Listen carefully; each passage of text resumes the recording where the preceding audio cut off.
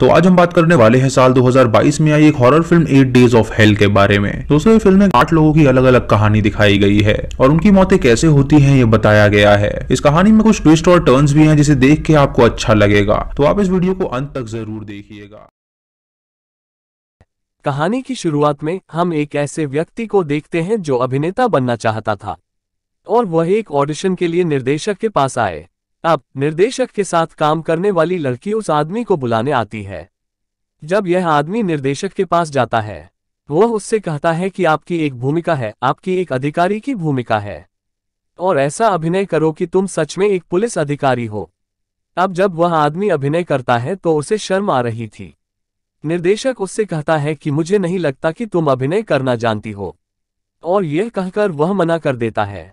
वह उससे कहता है कि आप इस फिल्म में काम नहीं कर सकते। अब वह आदमी जो वहां से जाने वाला था, उसे एक अभिनेता का चित्र मिलता है। वह उसे उठाता है और एक बार में ले जाता है। वह वहां शराब पीता था तो नशे में धुत हो जाता था और वह तस्वीर जो वह अपने साथ लाए थे, अब वह उस आदमी को देखता है जो तस्वीर में था। ऐसा लगता है कि वह सिर्फ उससे बात कर रहा है। उस कमीने मत दो। तस्वीर में दिख रहा आदमी उससे कहता है कि अगर आपको फिल्म बनानी है तो फिर से निर्देशक के पास जाओ और उसे सही अभिनय दिखाओ। अब वह फिर से निर्देशक को बुलाता है और कहता है, क्या आप मुझे एक और मौका देंगे? मैं फिर से अभिनय करना चाहता हूं और आपको दिखाना चाहता हूं। अब जब वह निर्देशक के पास जाते हैं तो बहुत अच्छी एक्टिंग करते हैं।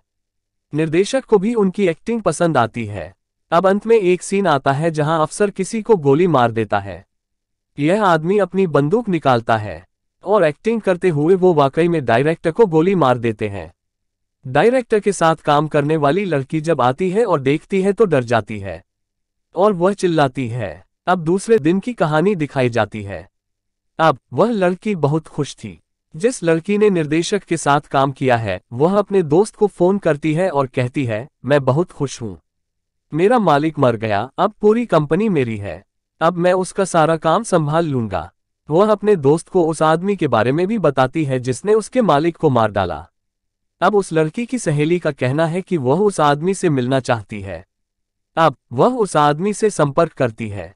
जब वह उस लड़की के दोस्त के घर जाता है तो उस लड़की का दोस्त उस आदमी से कहता है, मैंने सुना है कि आप अभिनय में बहुत अच्छे हैं, मैं भी सीखना चाहता हूं। लेकिन वह आदमी भी उस लड़की को मारना चाहता था, जैसे उसने निर्देशक को मार डाला। वह लड़की कहती है, मैं तुमसे एक्टिंग की क्लास लेना चाहती हूं, लेकिन उससे पहले तुम्हें मेरे साथ पीना होगा।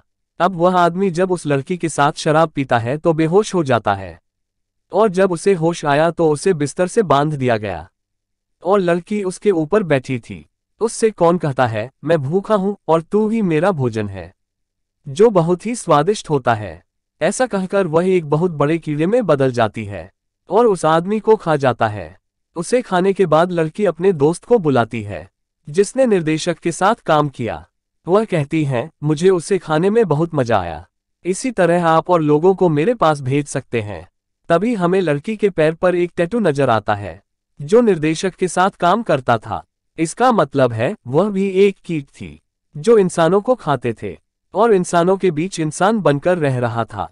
तीसरे दिन की कहानी, हम एक ऐसे व्यक्ति को देखते हैं जो बहुत पवित्र और धार्मिक था, लेकिन वह उन लड़कियों को मार डालता था जो इंसानों के बीच रहता था और इंसान होने का दिखावा करता था, लेकिन वह इंसान नहीं थी, लेकिन एक खतरनाक किस्म का कीट जो इंसानों को पूरा खा जाते थे। अब वही लड़की जिसने अभिनेता को मारा, वह एक पार्टी से आ रही थी। जब वह अपनी कार में जाती है, फिर वही आदमी जो उसके जैसी लड़कियों को मारता था, वह पीछे से आता है और उसे पकड़ लेता है वहां शैतान की निशानी बनाने के बाद, और उसे आग लगा देता है और उसे मार डालता है। अब वह कातिल लड़की को मारने के बाद बहुत रोता है। शायद वह उसे मारना नहीं चाहता था। अब वह एक चर्च जाता है और वहां वह पिता के पास जाता है और उसे अपने बारे में बताता है कि मैं पहले ऐसा व्यक्ति नहीं था, लेकिन हाँ, मैं यह भी जानता हूँ, मैं मनुष्यों को बचा रहा हूँ उन खतरनाक चीजों से जो इंसानों के साथ रहकर खाता है। जब मैं बच्चा था तो मेरे माता पिता मुझे बहुत पीटते थे, उसके बाद मेरे अंदर का सारा डर दूर हो गया। अब पिता उसे वहां बताता है, चिंता मत करो, सब ठीक हो जाएगा। जब वह पिता को देखता है तो वह शैतान बन जाता है। इसका मतलब वह खुद शैतान था। चौथे दिन की कहानी दिखाई गई है। वही आदमी जो कीड़ों में बदल गई लड़कियों को मार डालता था। वह सड़क पर एक लड़की का पीछा कर रहा था, लेकिन अचानक एक आदमी कार से उतर जाता है और बेहोश कर घर ले जाता है।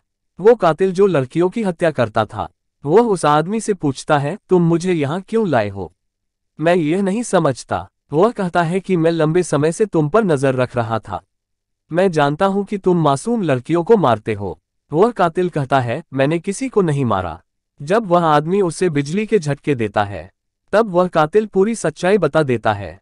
कहते हैं, हाँ, मैंने सबको मार डाला, लेकिन तुम मुझे यहाँ क्यों लाए? अब वह आदमी जिसने उसका अपहरण किया था, वह अपनी कहानी बताता है। वह कहता है कि मैंने अपनी पत्नी से वादा किया था, मैं हमेशा उसका ख्याल रखूंगा और उसे जो कुछ भी चाहिए मैं उसे पूरा करने की कोशिश करूंगा। वह पूछता है कि तुम्हारी पत्नी कहाँ है और तुम मुझे यह सब क्यों बता रहे हो? वह कहता है कि मेरी पत्नी को जेड वायरस है। वो एक ज़ोंबी बन गई है। अब उसे खून की जरूरत है। उसे मानव मांस चाहिए, इसलिए मैं तुम्हें यहाँ लाया हूँ ताकि वह तुम्हें खा सके और अपनी भूख बुझा सके। तभी उस आदमी की पत्नी यहाँ आती है और उस आदमी का खून पीने लगता है, जो लड़कियों का हत्यारा था, और उसे मार डालता है। अब 5वें दिन है।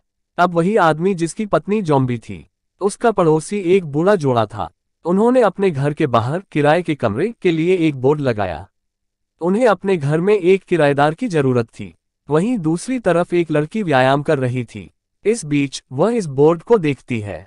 वह लड़की इस बारे में अपने दोस्त को बताती है, क्योंकि उसे किराए के लिए एक कमरा चाहिए था, और बोर्ड की एक तस्वीर लेता है और उसे भेजता है। छठे दिन जब वह लड़की उस जोड़े के घर जाती है, वे उससे बहुत प्यार से मिलते हैं और उसे बताता है कि हमारा घर बहुत अच्छा है और यह आपको बहुत पसंद आएगा। वह लड़की उनके घर पर एक तस्वीर देखती है। कहते हैं, यह किसका है? वह बूढ़ा जोड़ा कहता है कि यह हमारा बेटा है और यहाँ कम ही आता है और वह एक चित्रकार है। अब वे उस लड़की को कमरा दिखाते हैं।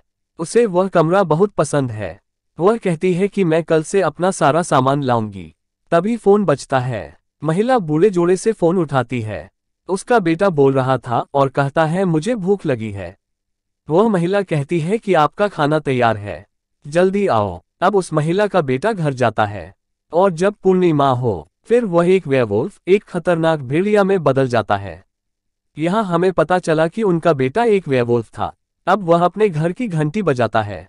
तभी वह लड़की जो घर देखने आई थी, कहते हैं कि मैं दरवाजा खोलने जा रहा हूँ। जब वह दरवाजा खोलती है, तभी उसके सामने एक खतरनाक भेड़िया खड़ा था। यह देखकर वह काफी डर जाती है, लेकिन भेड़िया उस लड़की को खा जाता है। अगले दिन उन्होंने फिर से कमरे के किराए का बोर्ड लगा दिया। इसका मतलब है कि वे हर दिन एक ही काम करते हैं, और जो कोई उनके घर आता था वह अपने बेटे को खिलाता था ताकि उनके बेटे की भूख पूरी हो सके। अब 7 दिन आता है, जिसका अर्थ है 7वां दिन। यहाँ हमें बुजुर्ग दंपत्ति के बेटे के बारे में बताया जा रहा है। वह अपने माता पिता से अलग रहता था और एक चित्रकार था। उसके 2 दोस्त हैं जो हमेशा उसके साथ रहते थे। दूसरी ओर एक चित्रकार की मृत्यु हो गई और वे सभी उसे देखने जाते हैं। अब बुढ़िया के बेटे को सामान मिलता है जो उस मृत चित्रकार का था। उसे एक किताब मिलती है। वह उस किताब में बहुत सारी तस्वीरें देखता है जिसे उस चित्रकार ने बनाया था। अब वह एक पन्ने पर अपनी बिल्ली के चित्र बनाने लगता है। तभी उसे दरवाजे पर एक आवाज सुनाई देती है। उसने देखा तो उसकी बिल्ली थी। वह उसे अंदर लाता है और खिलाता है। बाद में उस लड़के का दोस्त आता है जो उस बिल्ली को देखकर बहुत हैरान हुआ। वह कहता है कि वह कैसे वापस आ सकती है, वह खो गई थी। वह कहता है, मुझे नहीं पता, मैंने अभी इस किताब पर एक चित्र बनाया है और वह वापस आ गई। उसका दोस्त कहता है, मुझे लगता है कि यह कोई जादुई किताब है। ठीक है, इसे देखते हैं, तुम उस पर नोटों का चित्र बनाओ। और जब वह ऐसा करता है, उसे सचमुच बहुत पैसा मिलता है। अब उसका दोस्त कहता है, इस पर आप जो भी बनाएं उसे ध्यान से बनाएं, क्योंकि सब कुछ वास्तविक हो जाता है।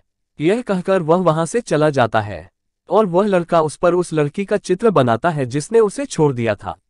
उसने ऐसा किया ताकि वह वापस आ सके। इसी बीच उसकी घंटी बजती है।